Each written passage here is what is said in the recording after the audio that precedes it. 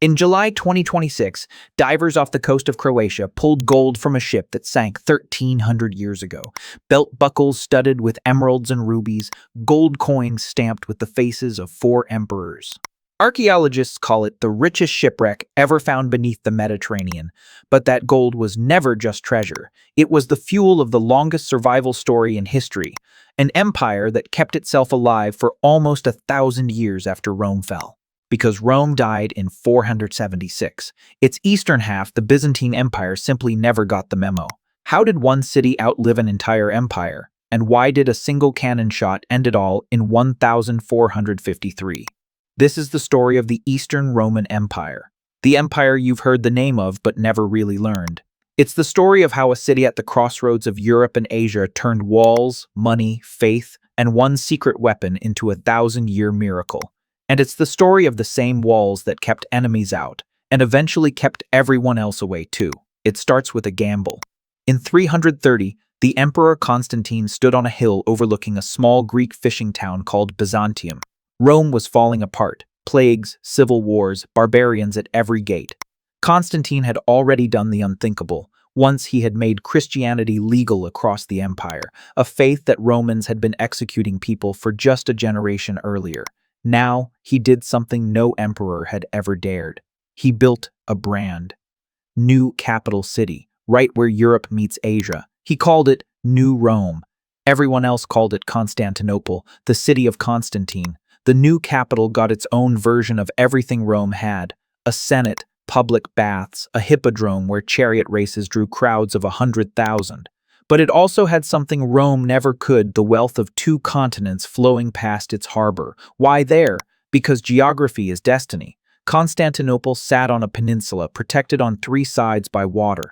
In front of it ran the Bosphorus, the narrow strait that connects the Mediterranean to the Black Sea. Every ship moving between Europe and Asia had to sail right past its docks, and the city could tax them all. But a great location isn't enough. You need walls. In 413, the city finished the Theodosian walls. 3 layers of fortifications, 5 miles long, with a moat in front and towers every few hundred feet. For over 1,000 years, these walls would be the greatest defense system in the world. If you couldn't feed an army long enough, you could never take this city. The land walls were only half the story. Sea walls ringed the harbor, and a fleet of fast warships patrolled the strait. Attack the city by land and you faced the walls. Attack by sea and you faced the navy. The Byzantines also knew that money talks. When barbarian kings threatened the empire, the emperors didn't always fight. They paid. Gold bought peace. Gold bought time. Gold bought survival. Even Attila the Hun, the terror of the West, took Constantinople's gold and never managed to break through its walls. Then, in 476, the unthinkable happened. The Western Roman Empire, the real Rome, collapsed. Barbarian kings divided its lands. The last emperor was deposed. The eternal city was sacked and left to crumble. And Constantinople? It just kept going.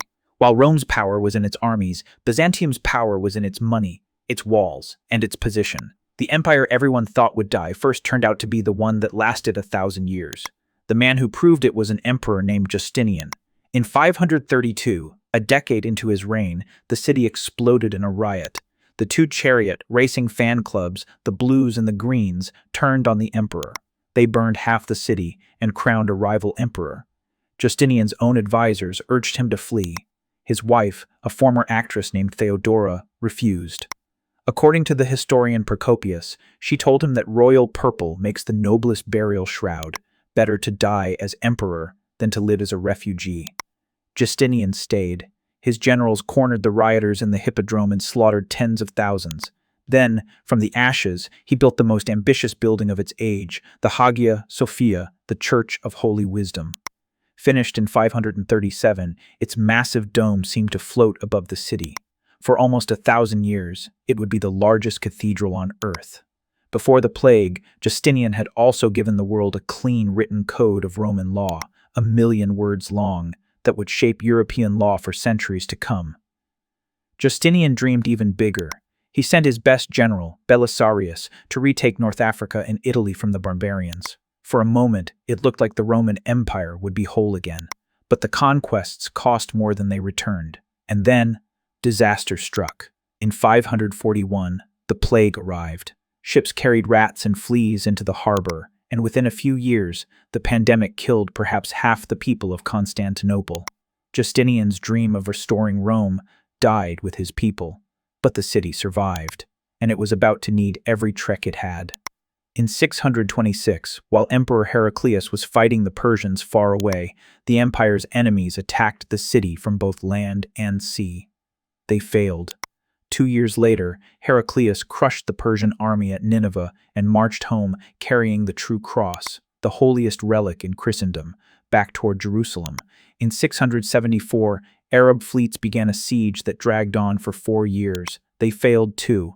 In 717, the Arabs came back with the biggest force they had ever assembled. A brutal winter, plague, and the empire's Bulgarian allies break them. What stopped them?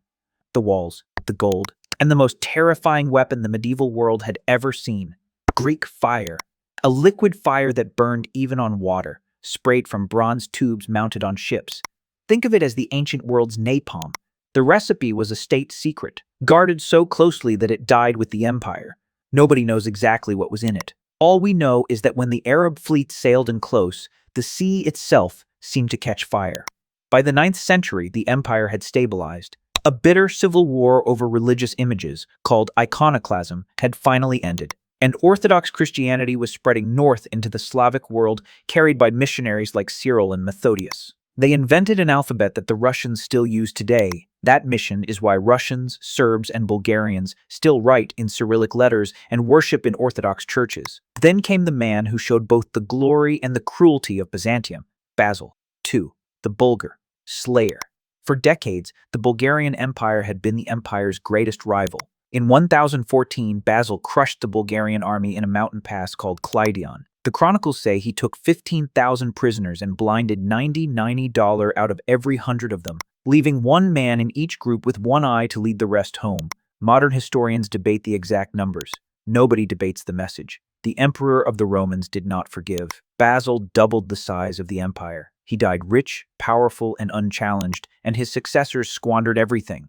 The army shrank, the treasury drained. In 1054, the church split with Rome in a schism that never healed. And in 1071, at a place called Manzikert, the Seljuk Turks smashed the Byzantine army and seized most of Anatolia, the empire's own heartland. Now desperate, the empire turned west and asked for help. The result was the Crusades. The first wave of knights actually fought for the Byzantines and won back some ground. In return, the empire fed them, paid them, and ferried them across the Bosphorus. Italian merchants, the Venetians and the Genoese, had already carved out their own trading quarters inside the city walls. The more the West saw of Constantinople's wealth, the more it wanted a piece of it. The distrust grew on both sides. But eventually, in 1202, that distrust exploded. That year, the Fourth Crusade set out from Venice. The goal? Liberate Jerusalem. The problem? The Crusaders couldn't pay the Venetians for their ships. They owed a fortune, 85,000 silver marks. So Venice made them a deal. First conquer a Christian city called Zara.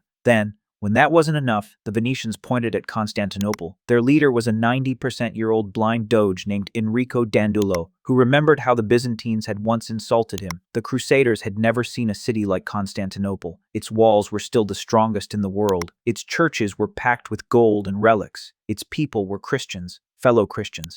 The very people the crusade was supposed to be defending. In April 1204, the Crusaders breached the walls and sacked the greatest Christian city on earth. For 3 days, they burned churches, melted down ancient bronze statues, killed the inhabitants, and stripped the city of relics that had survived for centuries. Then, they carved the empire up between Venice and its allies and crowned one of their own as the new emperor. The crusade never made it to Jerusalem. Here's the part most people miss. The Byzantine Empire did not die in 1204. It survived in exile. Byzantine aristocrats fled across the Bosphorus to the city of Nicaea and built a government in waiting. In 1261, they retook Constantinople. The empire was reborn, but it had to beg its own allies, the Genoese, for ships, and it paid them with a trade monopoly that bled the treasury dry anyway, but it was a ghost of its former self. Anatolia was gone. The treasury was empty. The church was humiliated. 2 civil wars tore the empire apart in the 14th century, and the plague returned. Meanwhile, across the strait, a new power was rising. rising. The Ottoman Turks took the last Byzantine footholds one by one, and in 1354 they crossed into Europe for good. By 1450, the Byzantine Empire was basically one city, Constantinople, with its great walls, its empty treasury, its aging churches surrounded on all sides by Ottoman land. The Emperor Constantine XI sent desperate messages west, begging for help. Some came, not enough. Mehmed offered him a deal: surrender the city and rule a small Greek kingdom instead. The last emperor refused. In 1453, a 2180-year-old sultan named Mehmed II marched on the city with an army of perhaps 80,000 men. He brought something the walls had never faced: giant cannons. A Hungarian engineer named Urban had cast the largest bombard ever built, a bronze monster that could hurl a stone ball weighing half a ton across a mile. The defenders dragged a giant chain across the mouth of the Golden Horn to block the Ottoman fleet. So Mehmed did the impossible. He dragged his ships overnight, up a hill and down into the harbor, on greased wooden tracks, past the chain. For 50%, 20%, 3 days, the cannons pounded the walls. The defenders, outnumbered 10-1, patched the breaches every night. On the evening of May 28th, the city held its last Christian service in the Hagia Sophia. Emperor Constantine XI stood with his people, knowing the end was coming. The next morning, May 29th, the cannons blew a breach in the walls and the Ottoman soldiers poured through. Constantine XI threw off his imperial insignia and died fighting in the street. His body was never found. Mehmed II rode into the city, stopped at the Hagia Sophia, and declared it a mosque. The Byzantine Empire, the empire that had outlived Rome by nearly 1,000 years, was gone, finished by gunpowder in a single day. But here's the thing about Constantinople: it didn't die with the empire. When the city fell, Greek scholars fled west, carrying ancient manuscripts, the works of Plato and Aristotle that Western Europe had lost for centuries. Those refugees helped spark the Renaissance,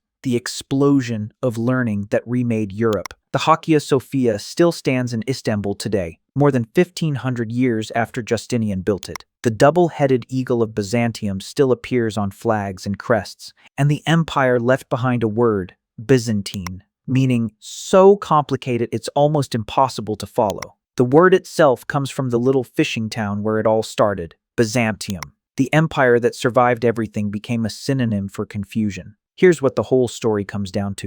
Constantinople survived for 1,000 years on walls, money, faith, and fire. Those walls kept out every enemy until they kept out everyone else too. Yet when the city needed friends, the West remembered the crusaders it had sent in 1204. And when the last siege came, nobody came to help. The Byzantine Empire is a reminder that survival isn't only about how strong your walls are. It's about who stands with you when they fall. Thank you for watching this 1,000-year journey. If you found this helpful, make sure to like and subscribe for more deep dives into the stories that shaped our world. And tell me in the comments, if you could hand the Byzantines one thing to save them in 1453, a better cannon or a better alliance, which would it be? See you in the next one.